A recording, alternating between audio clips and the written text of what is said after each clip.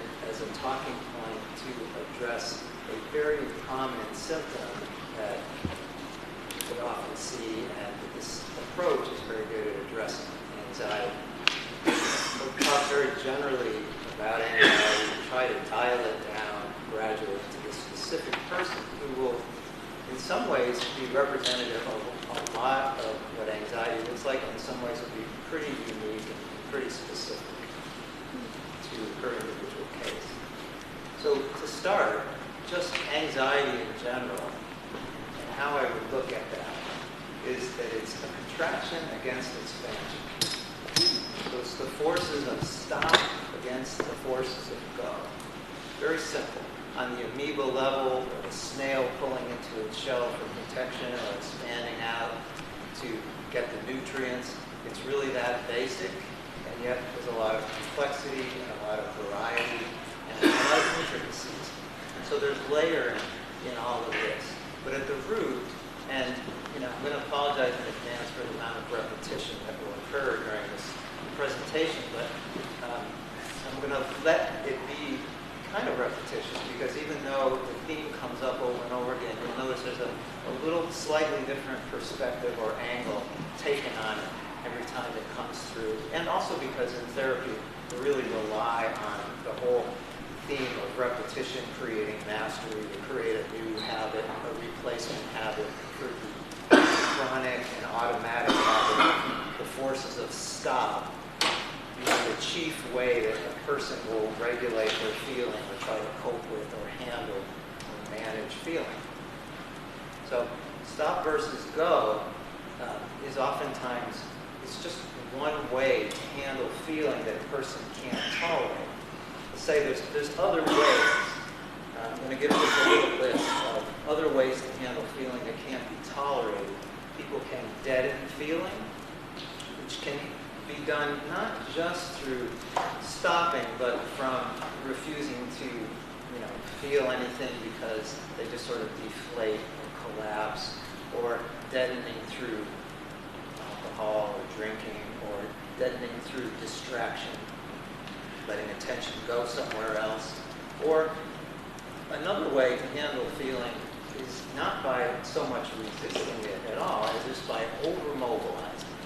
Sort of over-discharging it, the so-called mania approach as an organism also works. Think of it as like thrashing versus a collapse would be the opposite. So the stopping of energy, we have to really kind of look at ourselves as a worm in some respects, that we have this long undulating movement to our respiration, and the energy moves in a longitudinally integrated way, and the best way to spot that in a person is in their breathing and watching how the respiration has that wave-like movement, the belly rounding out and then moving on up into the chest, and the exhale, surrendering everything down all the way into the pelvis. That would be a nice, ideal wave-like respiration, and the energy would travel from segment to segment. It would be felt in all areas, and there would be the least amount of interference or redirection of traffic. The person would be more in touch with themselves and would feel more of their potential and could really take in the world more accurately, and they could express themselves out more accurately. This is, say, the ideal, and then there's all the variations on that theme, where traffic, the energy traffic, the emotion traffic, the sensation traffic all gets rerouted, because the direct way of handling this, or the wave-like way, is either not permitted or hasn't been able to survive the repression forces of going to school and being in society, or being raised by people who really think that's just something wrong with children who don't really learn to control themselves. Reward control more than spontaneity. All kinds of factors interfere with that ideal wave-like movement. And we've been looking at some of the breakdown of that. The fear is involved with that, or shame is involved with that, issues of security, issues of acceptance.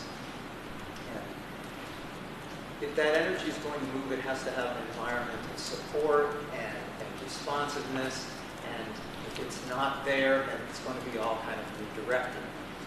some people become masters at redirecting this, and some don't. I mean, it just depends. When I present this case, I'm deliberately selecting someone who's very anxious because it gives us a really good opportunity to look at some of the very small details, the micro details that make up these macro symptoms. And because this person is so anxious, the therapy has to be slowed way down, like going slow motion, like listening to the recording that Scott played for us, where you can't even hear those sounds unless you slow them way down. But once you slow them down, there's a kind of musicality to it that makes sense, and you capture the feel and the attitude of it. So in this particular person's case, if it's not done that slowly, there's no way to interrupt these automatic patterns. They just happen at the speed of life. There's no consciousness around them, and it just goes again and again to the same point of trying to deal with energy strictly through the forces of stop. And someone can get really good at stop. On the other hand, stop means a lack of feeling and a lack of being in touch with the real root of the anxiety. It means a person really can't change it. They look for causes that aren't really the cause. They try to limit triggers in their environment, and they start to get very rigid and only operate in really narrow windows. The whole purpose of it being not to trigger feeling that cannot be tolerated, and not to trigger an experience of the self that doesn't have a way to regulate or process. So we've been talking about pulsation, and going back to another model of just utter simplicity, pulsation is the ability to alternate fully and fluidly between charge and discharge states as a way to process emotion, as a way to process feeling, as a way to process the energy that drives all those. It's not bad to contract. It's not bad or always good to expand. It's really about the quality, the fluidity, and the fullness of it that would create a nice, full, pulsatory experience in a person that really allows them to know themselves more fully, get more of what they want to accomplish in life, be able to relate successfully to another person as well as themselves. We come from the inside, being able to reference this state internally, and then be able to be made available out in the world. And that's really the best way of getting needs met, is to know what they are and to not be distorted in how they're pursued.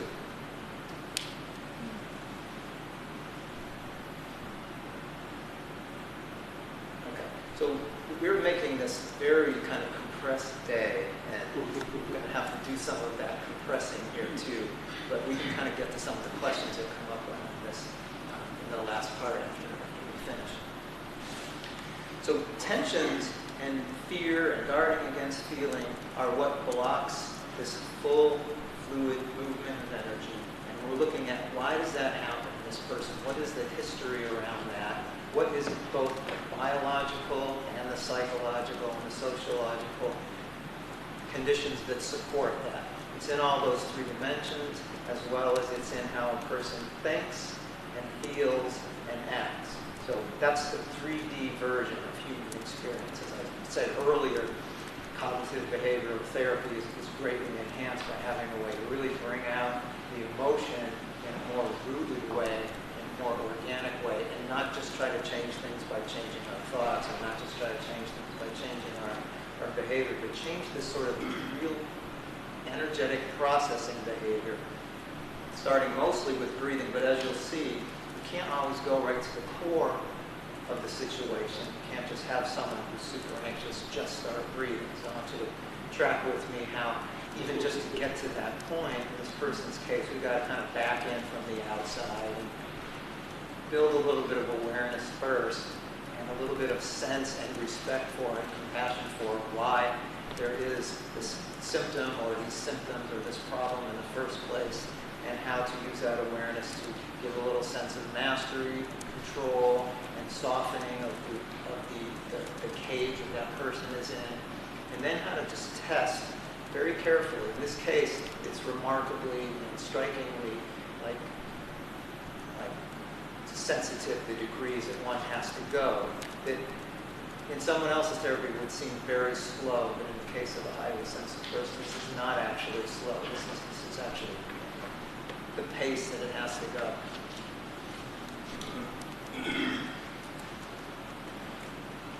Okay, so repetition as advertised, number one. Therapy goals: slow the process, build awareness of the defense and the material that is defended against.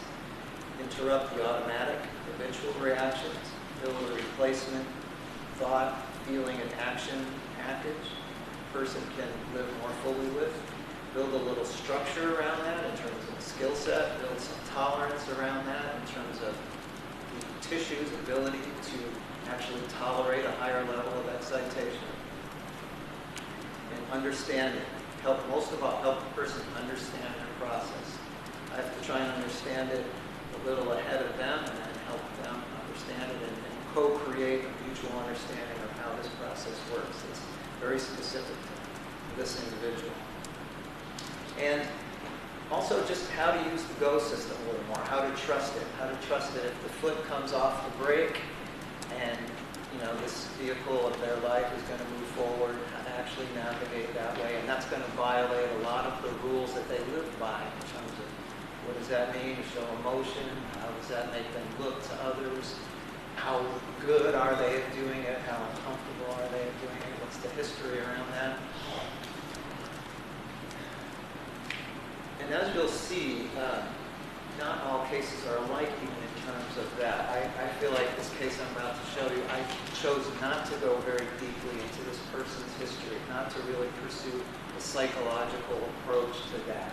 I somehow, really trust the gut feeling when this person walks into the room that I'm not going to really get to do that won't work here, that I've got one session to show this person she's in the right place, a place where she can be understood. We're not just going to go this typical route of intellectually understanding. It's not ultimately going to help her get the feeling of how to change. She's desperate to change it.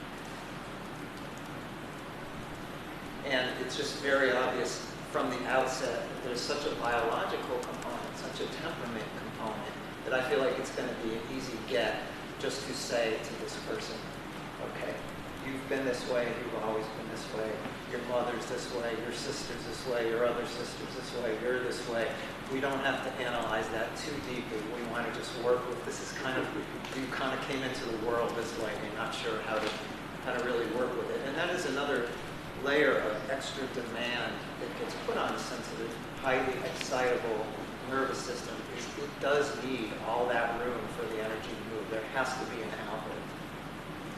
And if there's not an outlet, it's going to get pressurized very quickly. That person can overload or collapse or need all of the above-mentioned defense strategies of deadening or numbing or distracting or splitting off consciousness, spacing out, or daydreaming, collapsing, or overmobilizing.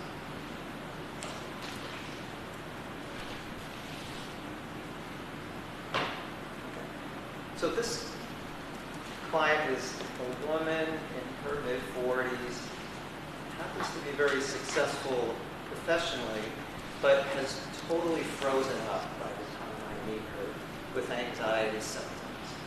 The symptoms are severe. She experiences panic, anxiety attacks, has trouble doing things that are spontaneous, has to have everything be planned, can't suddenly have a change of plans. Thinks she can at times because it's just a simple thing like a ride in the car, but finds out, oops, I can't even do this. Has a lot of trouble eating. This is one of the major flagrant things that tells her, okay, I'm going to do something about this. Particularly eating in front of other people. There's a throat issue, hard time swallowing, hard time keeping food down, hard time actually using her voice and speaking. Teeth at times just chatter, jaws will just chatter, and she will lose her voice. She's afraid of exercise. Exercise makes her breathe hard, and that gives a lot of energy that she can't control, so she stays away from that. What else? Driving. Can't drive in the outside lane. That's too close to oncoming traffic. is amazed herself. She's amazed at how physical this fear and inability is to just turn the wheel and go around a stopped bus. She can't do it. She'll just sit and wait for the bus rather than trigger that. So although these are just really 2 years of symptoms that she identifies as super problematic, one of the things I wanted to track with her right away was it really does go back to that. Because one of her questions is, I used to do so much better. What's happening? What's going on now? This is crazy. And one of the first things to notice is this process has been accumulating for a long time. It just popped into the symptoms that are identifiable, the symptoms that can no longer be rationalized away. Now a long-standing character trait is much more obvious to her.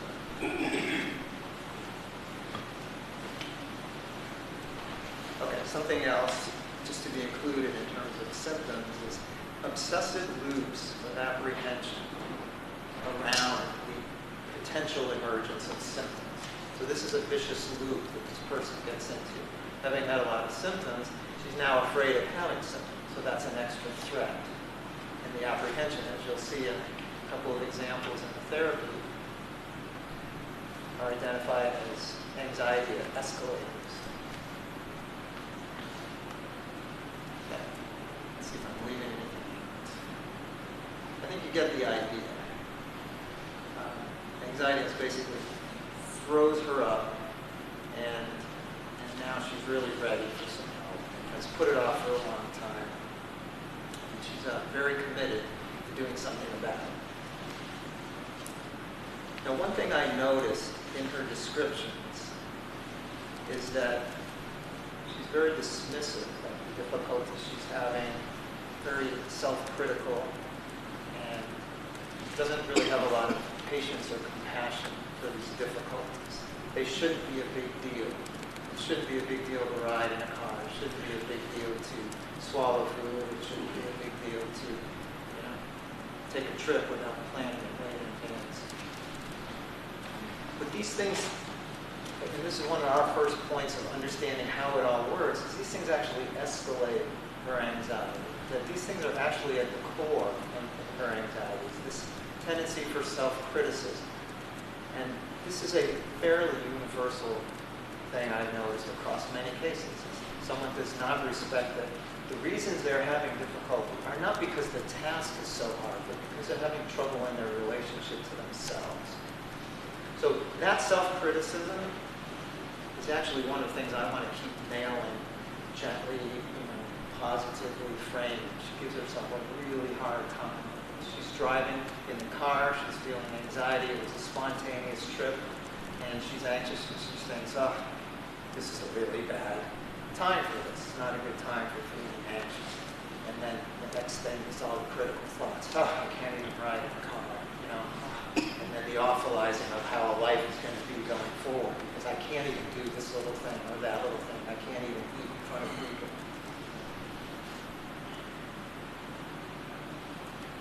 One thing I've come to appreciate, though, is the micro details are the same as the macro. The difficulties she's having in these little things contain the same, seeds of character, caging, and impingement that prevent her from having other successes, other successes in life. Okay, so just describe the client now that you've got all this background. And I'm going to take you through it kind of in the way that I would have written it up at the time, so you can get the sense of how a treatment unfolds. Elapsed time allows us to put a lot of stuff in, but just be aware it's covering a period of time. The client has actually only worked with me for 8 sessions, but a lot has happened already, and you're just going to get a sense of how it sets up and where we are after 8.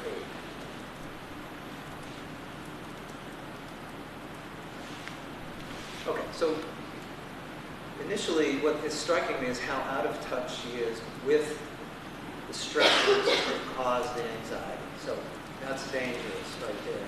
For example, a 2-week period at work was very stressful. It was a very busy time filled with a lot of deadlines, and she was having major stress problems and major anxiety problems. And she didn't see it. To her, it was this came out of nowhere. And sometimes that will just happen. Someone will say it just came out of nowhere. And if we slow it down, we realize it really didn't come out of nowhere, but at the speed at which that person is experiencing their life, they didn't catch it. So she doesn't catch that stress at work causes anxiety because her critical thought is, well, that's my job. You know, I know how to do that job. That couldn't be it.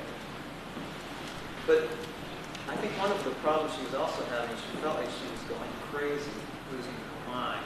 And that's also another very real problem that people have when they're anxious, is it does mimic someone losing their mind. And one of the very early goals is to really help that person understand and normalize it. What's happening is anxiety. It's maybe crazy making, but it's really not really crazy.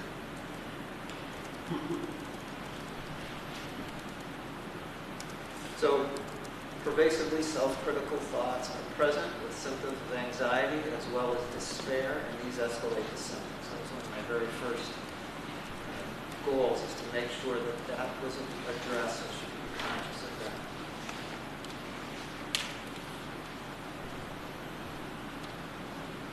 Okay, so here, how does the client look? Very first look at somebody is oftentimes a very important moment for me, where I can get this read. I don't know them yet. I haven't really kind of normalized what I'm seeing yet by appreciating them in other ways. It's almost like blank slate. Really trust that impression. Client who's very carefully and very stiffly coming in the door, and yet somehow there's a kind of glide to her step, as though she's really not moving up and down at all, just kind of gliding through the room on her way to the couch. So that struck me. Seems to be as still as possible, as though she does not want to disturb either herself or the space she's crossing, or me. And her hair arranged perfectly, neatly, not a strand out of place. It doesn't even move as she wants.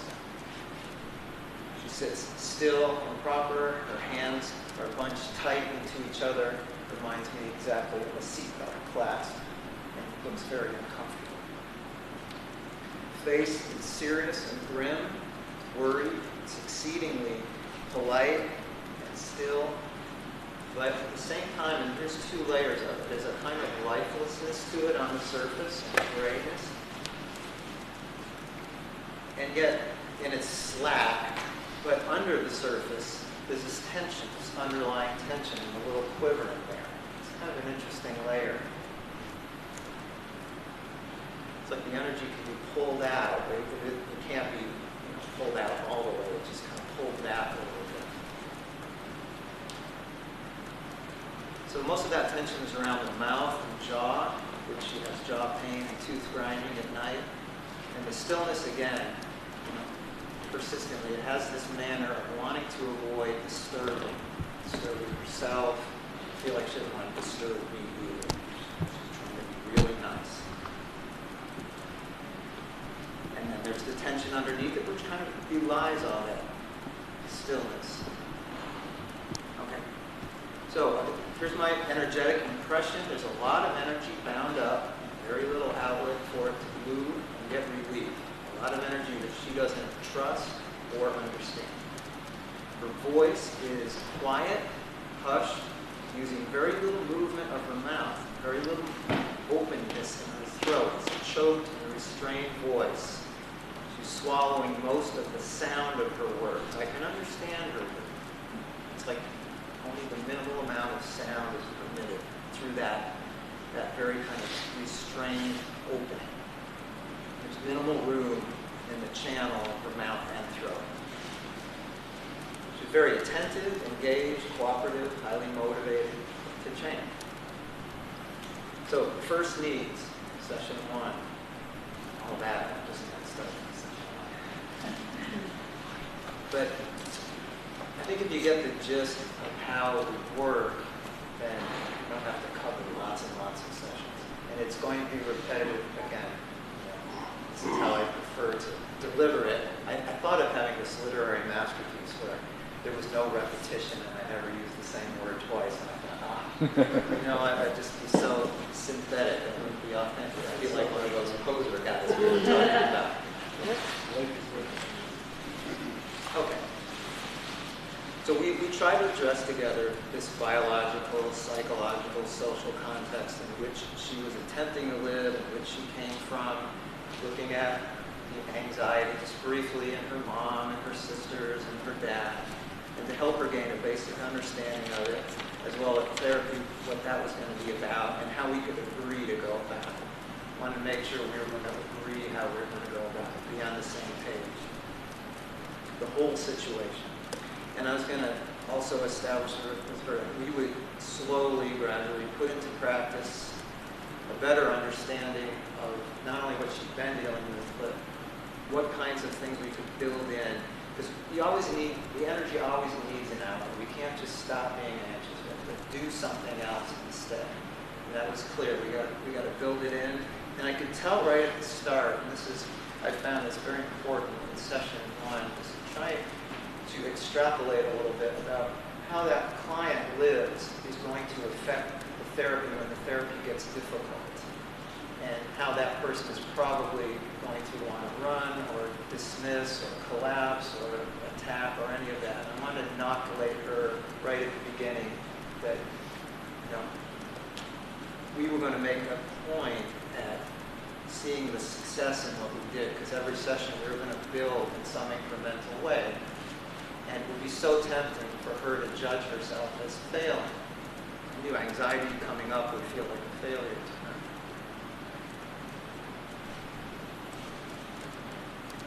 So we go over the importance of gradual, steady degrees of mastery, creating some internal locus of control, and a pace she can handle, and a pace she can control. That's why I need her to be honest with me so we can tailor the pace, and don't want her to have any misunderstanding that she'll be seen as not a good client or not a cooperative client.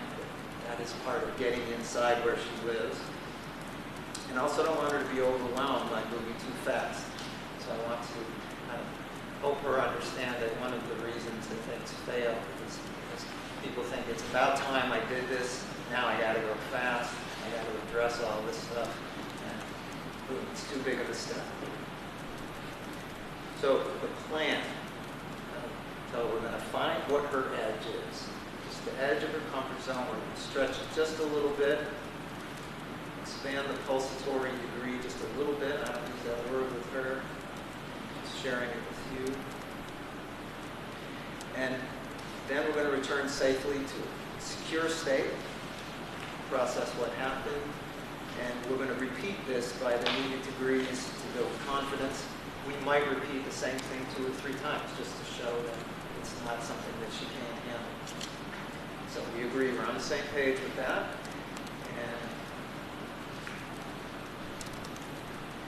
And I did want to assure her that what I was seeing, as weird as it seemed to her, that I understood it, and that it was not exactly unusual, and that she could be helped. And I wanted to tell her also that the progressive, I answered her question is, why can't I do better now when I did better before? This is a really good question. And I think what happens is there is, and I shared this with her, there's a progressive nature of these symptoms. And they came about from a gradual accumulation, little unconscious accumulating of habits of avoiding triggers, a wider and wider path of giving more and more space to the triggers needing to be avoided, because it's all working with the forces of stop here. And at a certain point, it's accumulated so much that everything is off limits. You can only do the things that are very routinized. And also, that at the root of the anxiety itself was alienation from feeling. That had to be addressed. That was something I wanted to get from the history. What is your family's relationship to feeling? That was really easy because, it's like, hey, we don't do feeling. We say, what's the matter? Or what's the big deal with that? Or you're freaking out. Or And as you'll see in, I think, session 1 or 2, to qualify for the definition of freaking out, it just means have any feeling at all.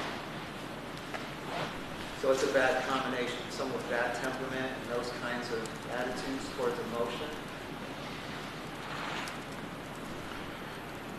So she's very predisposed with that temperament and that low tolerance for feeling, to being anxious. Mitch, can I ask you one clarifying question? Yeah. How did you establish the edge with her? The edge? Yeah, that you were going to work with that edge and you had that conversation with her. So briefly, when I'm talking with her, I'm trying to find ways that she can understand this process of her being in a narrow space. So as I talk about it, she's nodding. I say, yeah, after a while, there's only certain things you can do. It's like living in a narrow space. Your life needs you to do more. You need to be able to fill out more space, take up more room in yourself. And I may even tell her, yeah, you look like you're holding yourself in a narrow space. And she's nodding, so I know she gets that. And I say, well, we can't do this all in one move, and this is kind of scary stuff if you go too fast, but we can come out to the edge of that space where you're comfortable. I can show you what it's like to stretch it a little, and then let's see what happens. Is it really what you fear is going to happen? And how do you calm it back down if your anxiety comes up? But I'm not really wanting to stretch her edge even. Like, this is something that is very slower than a typical therapy. I first want to show her all the ways in which she can control feeling a little better than what she's doing. I want to show her to control it, but not by the stop mechanism, but just by making a little more room, which you'll see later in her eyes and in her belly. I have a feeling that to have this person breathe fully is going to be way too much. I want to stretch her edge right away. I just want to stretch the edge of her coping style being all about tensing. So I'm going to have her drop her guard just a little bit, and probably more on the relaxing side, hopefully. And later, stretch it through more expansion, which I know is going to get energy moving. And before a lot of energy can be moving, the outlets have to be rehearsed a little bit. So making some room in her eyes had to be something she was prepared to trust and know was there, and making a little bit of room then in her belly so she could breathe without just instantly creating more anxiety. So I used my hands and watch and see if she got it. Like Dan, except that I'm whistling.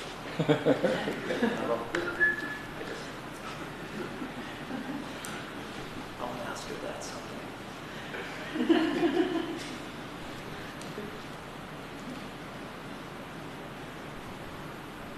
Okay, so therapy note. The relationship she has to feeling is to control against it, suppress it by tensing against it, restricting free movement of emotion, and the sensation and energy that drive it. There's not enough room to move within this stance against feeling, handling it by keeping the brakes on versus making room to allow feeling and the energy that supports it to process and express through movement in a fuller, more fluid, integrated way. So she's relating to feeling as a threat. And we are marvelously equipped as an organism that has evolved over millions of years to deal with threat. We're very instantaneous in our identification of it. We have a lot of false positives in what we register as threat.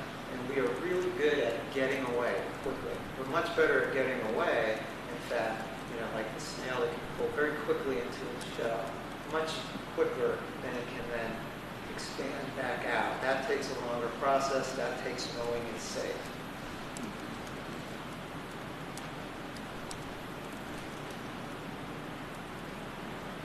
So sometimes a person forgets how the outlet, the movement, the go system works. They just forget. Or it's been pathologized, making a fuller breath, or making a little bit of a sound, or expressing, or being in touch with feeling, or conveying that has been, pathologized or made fun of. But we agreed to use therapy as a means to reorient to feeling as a natural, friendly force that behaves differently when allowed to move with freedom. And with outlets for relief. So anxiety, which it's energy, it's energy unable to move freely. There's a pressurization to it. It's more easy to interpret that as a threat because it's been converted into anxiety.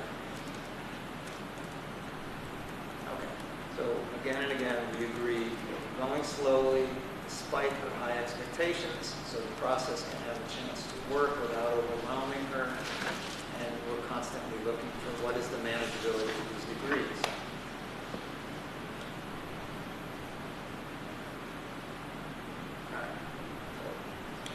We'll skip ahead to the first session in which I do something more biophysical.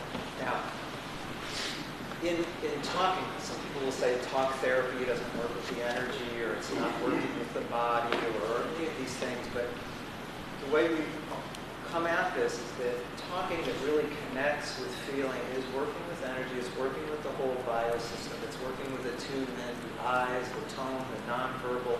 All of these are ways to connect.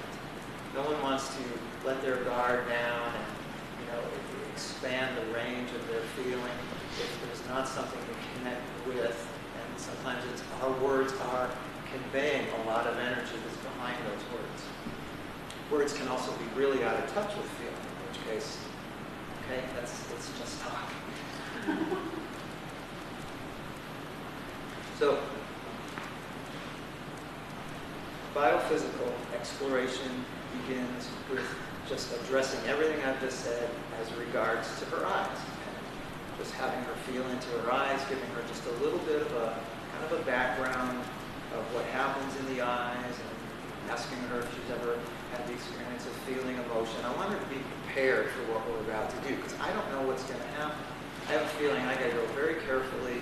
I would not start with breathing with a person like this, because I really don't know what's happening. I'll work with her eyes first, and I give her a little bit of a story, about it, so that she can get her mind on board with it, and in case anything comes up in terms of a question or a fear, that she can tell me. So I just have her do some stretching movements with her eyes, stretch them up, down, and to the sides, make some circles even come later, just that. I want to see what happens when she just does those little things, and have her notice how it feels. So the big ta-da and relief for me was the effect of that was surprisingly big for her. She could tolerate it, and she got a lot of encouragement that such a small thing could quiet the chatter in her mind and settle her nerves, relax her, give her a sense of more space and openness. So I just let her kind of be with that for a while. Just feel into it. And it was obvious. She looked different. She just really had a different feel to her. And that was all we had done. But it brought some awareness, some ocular awareness that was seriously missing. And it showed her the very first thing that could have locus of control that was very much unexpected for her in a positive way. Okay, so I now remember that I elected not to have her circle her eyes, because that's a little bit more involved. There's a little less control in that. You do that and just move your eyes all around and see, wow, that's stretching your edge in a whole different way. Okay, so what happened next? Okay, so I came back to the theme with her of, okay, this is why we're pacing it slow. These little things are not little, they're big. This is really it for today, just so that you can sense that this isn't hopeless, you can do this, etc. And two other things came up, though, that accompanied that. She noticed that when she was stretching her eyes and all that good stuff was happening there, that her neck became tense at the same time. So next thing for us to talk about is when one segment that's contracted loosens or softens, then the very next thing that happens is material comes up, but also the reasons for the repression of that material also come up. So we'll see this in the second thing, but the first thing first is the neck is like saying, okay, someone took their foot off the brakes, we're going to put both, the neck's saying we're going to put both feet on the brakes, that other part, the eyes just took their foot off. So there's a little bit of a systemic holding pattern.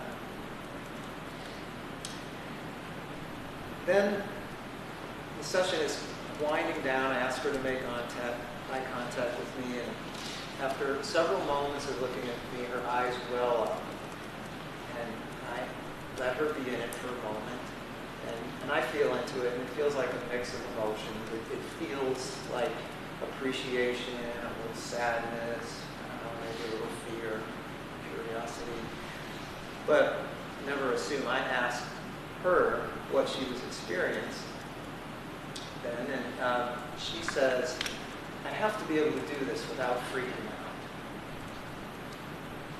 That quick, yes. And so I got it that, okay, here comes that standard again. And so I explored that with her. What does that mean to you? Well, what it means is that she considered the welling up in her eyes to be freaking out. I mean, something I thought was so positive, and right away, there it is. So a segment softens, material comes up, and then there's the defense around it, which again is the critical aspect.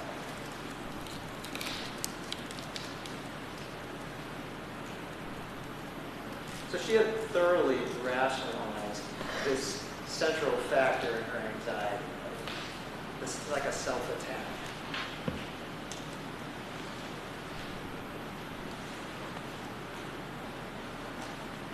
Okay, so theme goes on. This is slowly building in a structure, a support to tolerate more life, going slowly, giving her awareness of how she works, giving her a sense of mastery through that. It's really clear she's not aware how it works. That's why we need to really kind of do it together, get that understanding together. And how the world has become a scary place. And I want to normalize that for her too. It's these little micro details that build out into the world being just too much for her.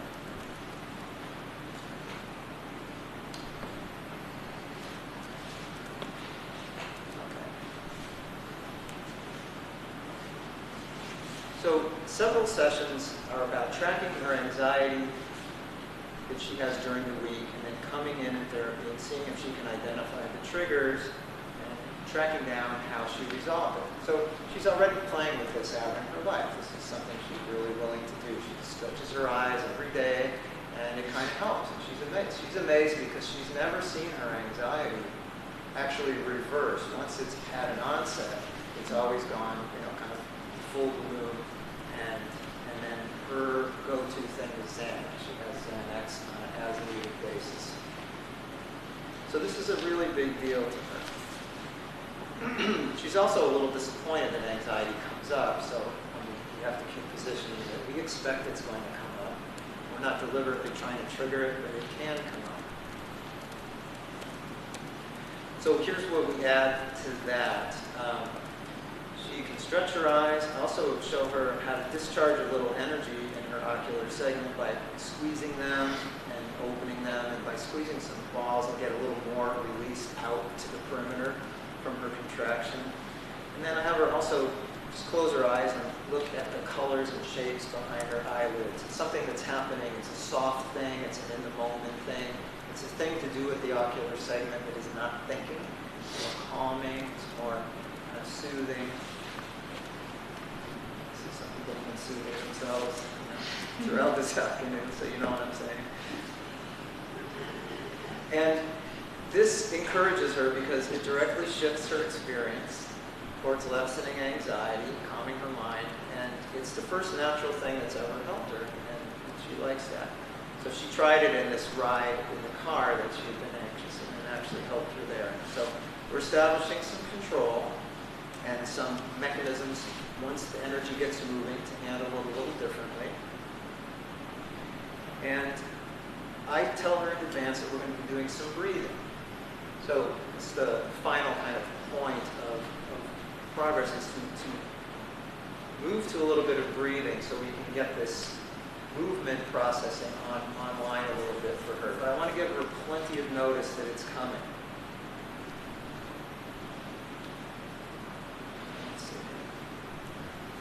Okay, so this first breathing approach, this starts and ends pretty quickly, which again, I think is just perfect. It's just what kind of you'd expect. I bring her attention to how she's already breathing, this very still, quiet, careful, held-in way, get her awareness around that. And I give her a preview, saying we're going to go a little fuller, beginning with your belly, standing on the inhale.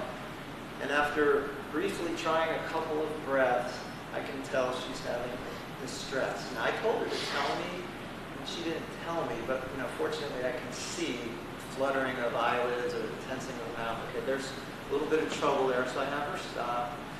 And what is she experiencing? She starts to become anxious. It's a very small amount of movement. So I wanted to explore with her, what was it about taking those breaths that made her anxious? Well, what did she feel in it? She didn't really feel in it, was the answer. What she did was she anticipated that she was going to feel anxious, and that made her anxious. So again, a chance to nail it right down. Okay, here's the micro moment, just like Reich with his microscope looking at cells. Here's where we can really look at it. It's not conceptual, it's very tangible, and this is what happened. You escalated your anxiety just by thinking there might be, but you didn't actually feel anything that made you anxious.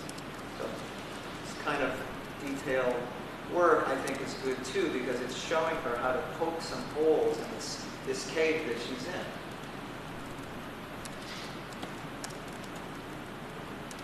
And it reflects a larger pattern in her life, where a little bit of tension produces anxiety, produces a worry, produces a self-criticism that she's never going to get anywhere, etc.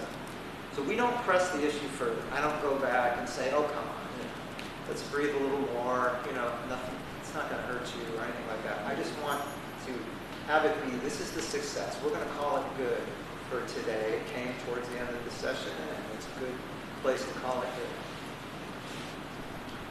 And again, in the note, I made a note of character issues and soften by working backward from the defense side toward the impulse. You don't have to get all the way to the impulse, just toward the impulse, being defended against from the perimeter back to the core.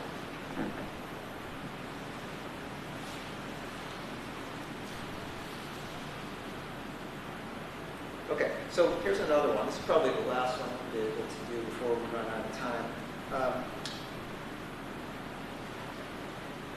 She's describing the anxiety that happened during an episode that she experienced between sessions.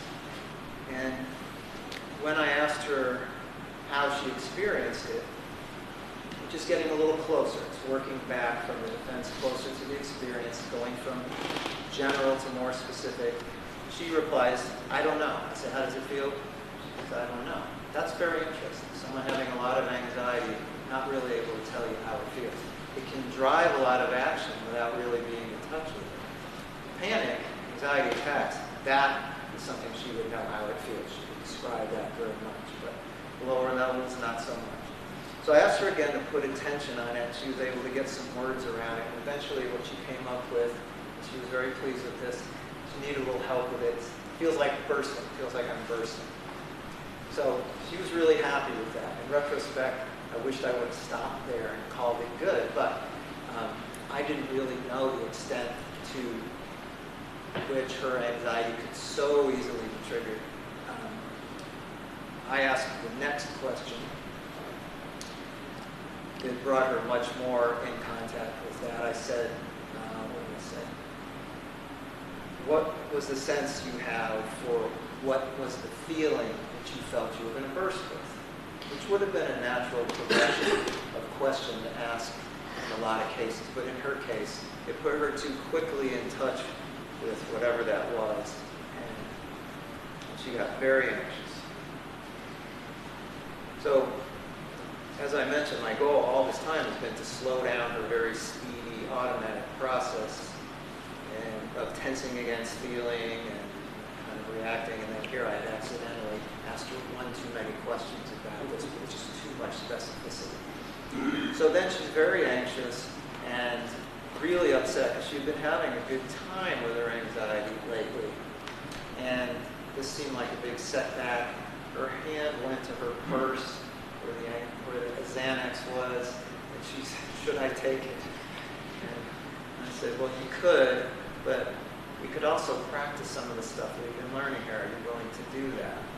So Anne came off the purse, we practiced, and sure enough, she was able to start to slowly turn it around. Even to just make any switch at all was encouraging. She stuck with it. And by this time, we had done a little bit of breathing into the belly, and so she was able to do that. A little bit of light touching to her face and forehead, around her eyes, and under her jaw. Really calmed her down, created some more outlets for the energy to move. And then she actually was very pleased. And she returned to kind of the state she had been in, which was feeling a lot better. And that was a big victory for her. So I went from feeling, kind of like, oh, that was a big mistake, to, oh, got away with it. This would be actually a big victory. And then just in closing, eventually this client, by the 8th session, is able to breathe by going slowly into her belly and not opening her mouth on the inhale. These are other control issues that I'm not going to get to. Discovering how opening her mouth is more vulnerable, breathing through her nose is safer. Holding her hands like this feels ultimately secure, but this provides a little more openness. It's a way to play with being a little bit more using the open or the go system. This is too open. This is scary. These are the ways of getting locus of control and awareness around that. So she's able to tolerate a 3-minute cycle of breathing now. And then we pause. And then we come back to it. And then we pause. And she really feels like, okay, that's a lot of progress. That is getting something. And it's getting there fast enough. And she has a little more spring in her step. And she comes in and out of the room. Face is a little livelier and more engaging. There's a long ways to go. But I think if she can stick with it slowly like that, she won't bounce out of it. She'll continue to feel encouraged. So I'm ending in a kind of artificial place, but that's the laws of time demand that.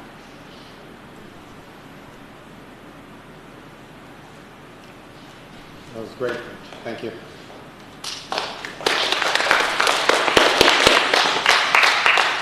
Before we ask questions, I just want to briefly point out the clear orgonomic themes that Mitch's case really introduces and the way he approaches it. I mean, initially, as Mitch is describing, one, there's symptomatology having to do with anxiety, but then looking at the character issues, the whole way that she walks and moves and engages in the world, which speak to this trap, right?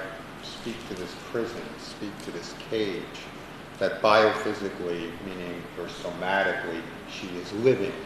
This is the place that she's living. And because she's living in this place, she experiences the living in this place in this state of anxiety. And Mitch points out so accurately that, and in line with what Reich said, is that anxiety is energy that wants to move forward, but gets pulled back. Gets pulled back because it bounces up against the armor. It literally doesn't get absorbed, it gets pulled back. And that is the somatic experience of anxiety. And whenever there are situations that move that energy, she experiences anxiety. And then, of course, you represent how then you get anxious of the anxious, you get afraid of the anxiety, and then that further tightens the screw. So here we have a person who's been over a number of years, and that was your answer to the question, why? Why could I do things a few years ago? Is that the screw is tightened. Bit by bit by bit by bit it is tightened, and then there's less and less room. So essentially now we have the situation, if you look at Reich's idea of pulsation, there's less and less room. The organism can't pulsate. It's getting tighter and tighter and tighter. So Mitch begins to walk with her bit by bit to loosen the screw, literally turn it the other way. And the turning it the other way is by engaging in both looking at how she, attacks herself and how she defends against her feeling in one way, but the other way is in terms of biophysically, meaning somatically, how she can begin to tolerate a little more movement. And you can see, as he's doing that, again, how he works within this segmental approach. One, beginning with the eyes, and the eyes are very important in this particular person because all of this obsessing and worrying and hyper-focus on self all have to do with ocular holding. Literally, they are anchored in the muscles of the eyes. So being able to move a little bit, being able to engage the environment a little bit, begins to free that up. But it's not to get a big emotional response, but it is just beginning to get a little bit of movement, and then, as Mitch does so well, being able to kind of pull back and say, okay, you've done that. You've learned this kind of skill, you can begin to apply that. And as that begins to solidify, then to bring the energy even more up in terms of the breathing. But also discharge the energy. The energy can get moving, squeezing eyes and so on and so forth, and combining this with kind of insight. So it's very much, you can kind of think about it, and this is where it really depicts Reich's work, is that you're dealing with this whole, you're not just dealing with thoughts, you're not just dealing with feelings, you're not just dealing with actions, you're not just dealing, with physical activities, you're dealing with this whole sense of how is this energy economy working or not working. And bit by bit by bit by bit.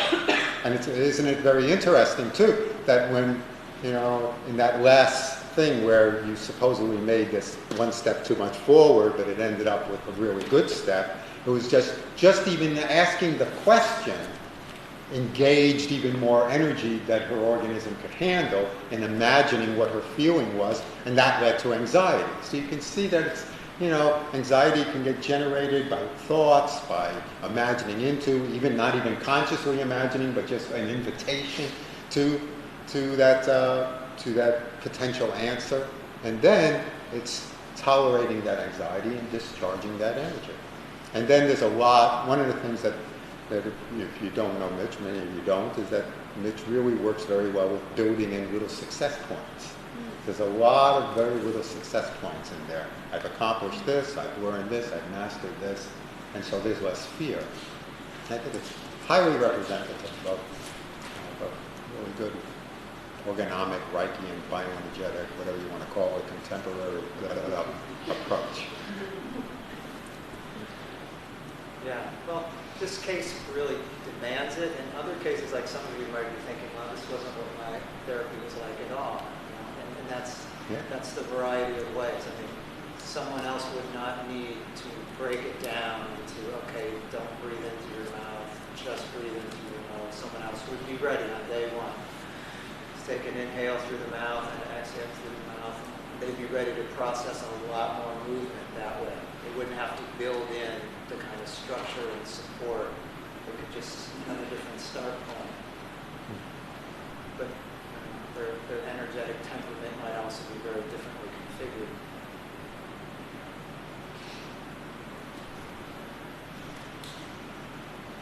So is this just the 8 sessions? It's just 8 sessions. Now bear in mind, I gave a big kind of talk for about half of it just on anxiety in general. But yeah, it's just 8 sessions. And I skipped over a lot of it. I mean, I would tell you how a whole session went into just noticing, stretching her face, what it was like segment by segment to stretch her eyes, stretch her mouth, stretch her jaw, and then use some touch points there. And then just have her relax her face and have her mouth open. A very big deal for this woman to have her mouth open. It brings up a lot of feeling. Also makes her imagine a lot of criticism of how that looks, or that it looks dumb, or she's catching flies. But to just give the sense of, okay, this is what open feels like. This is what you're afraid to do. Here's what it's like to do it for a minute. Close it again. Notice the control there. Notice how it's open. Just really alternate it like that.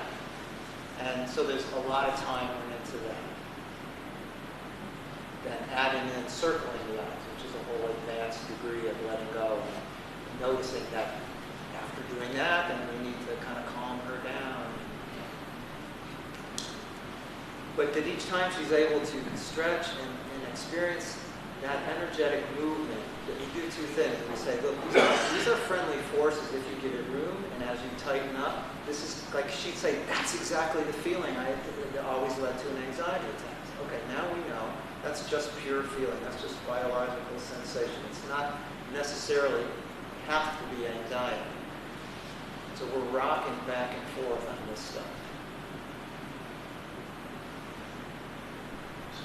I mean, it sounds like she's just, the impression would be just immense distress. It is what? No, I mean, the impression is just that she's in immense distress. Right. I mean, profound. Right. Yeah. I mean, if there were more mathematicians in this field, we could probably just work out an algorithm. You know, the excitability of the temperament, would be one factor, and the level of self-criticism or repression or restraint would create a lot of that pressure. So people who are more sensitive and have a higher level of excitation, they actually stand to enjoy life more if they can get that moving. This is where a lot of great art comes from, and music and performance and great endeavors of all kinds. However, it's very tempestuous if that is restraint. That's also the suffering, anxious, suffering, distraught artist. And that's the pressure. If I look at her life, it doesn't look seriously more stressed or pressured than I see far worse stresses and pressures. This is a person who makes a good living and has got her life figured out and all of that stuff. But that internal state, that's the stress. When you think of a whole family modeling, okay, we're all like that. We all have this temperament.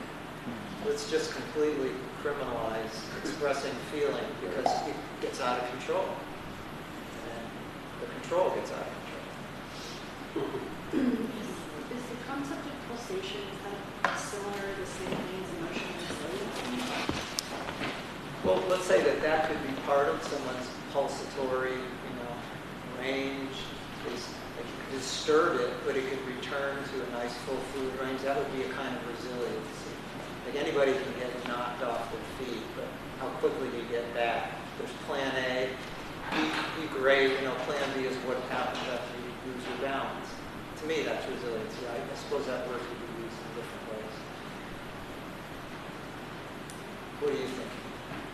I don't know, I'm trying to play. I have so many things floating around in my brain right now, and I'm trying to connect dots. Does that connect the dots? Maybe. No. I think there's more similarity than I think that there is, but I'm trying to do that. Well, another way of maybe looking at it is that when things pulsate, you are more emotionally resilient. So as things, if you're saying this pulsation equal emotional resiliency, and maybe another way of thinking about it is that as pulsation can occur, one can be more emotionally resilient. You might even think about it, pulsation is kind of like a layer below. Okay? And essentially it's returning. It's to be able to deal with a stress and return to a stress. But then you experience that, or you may be labeled as, I feel emotionally resilient. So a contraction creates a stress, and a person can re-expand out of that. That's a pulsatory fitness. Someone else, the impression of being put back in their shell may take a longer time to come out, or may be very tentative about it. That would be a lot less resilient. Yeah, when Reich was looking at cancer cells, he had this blood test that he was looking at in terms of how well these cells could actually pulsate. And then he measured these different qualities about the cell.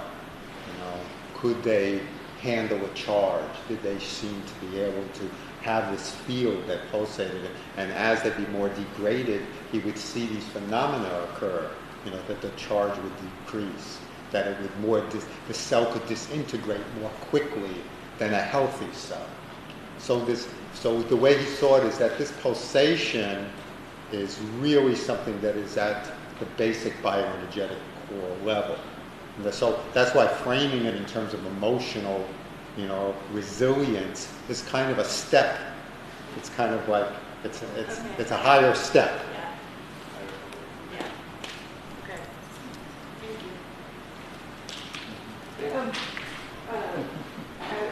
beginning of your presentation, you were saying you were sort of setting up like what the process is, and I was enjoying the build, and I missed some of the pieces.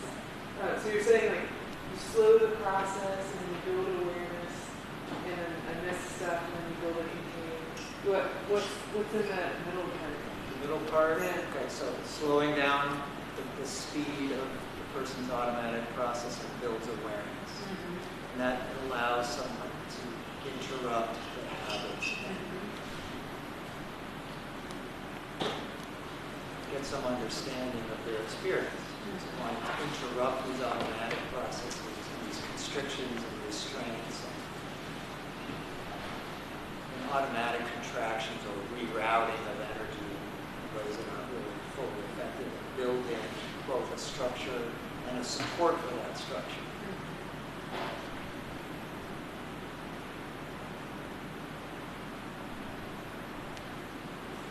Part of the support is that tissues need to actually be exposed to a higher charge so they can get acclimated to it. And that is often a very different experience. And part of the structure is a skill set to know how to breathe. Like in this person's case, she's learning what makes her more or less anxious when breathing, what is more open, what is too open, what is too vulnerable, what are the gradients. I want someone to have a whole continuum of options, not an off-on switch so much as like a dimmer switch. They can gradually open it up by degrees, and if it's a little too much, as we experienced in that one session where she got anxious, to dial it back, or it'll come back to a place where she feels more confident. Closing her mouth, breathing only through nose, slowing the breathing. And some of this is now also occurring through discharge.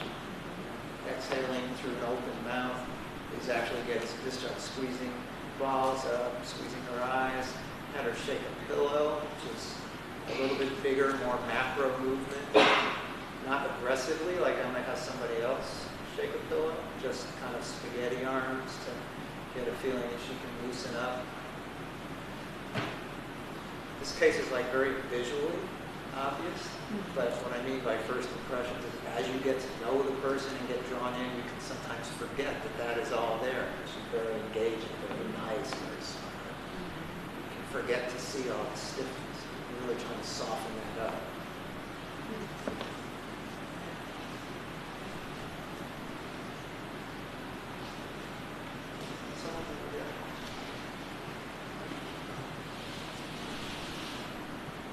Okay, thank you, Mitch. How about we take a little break, like about 10 minutes, and then we'll come back and we'll have questions for all of us and all of us.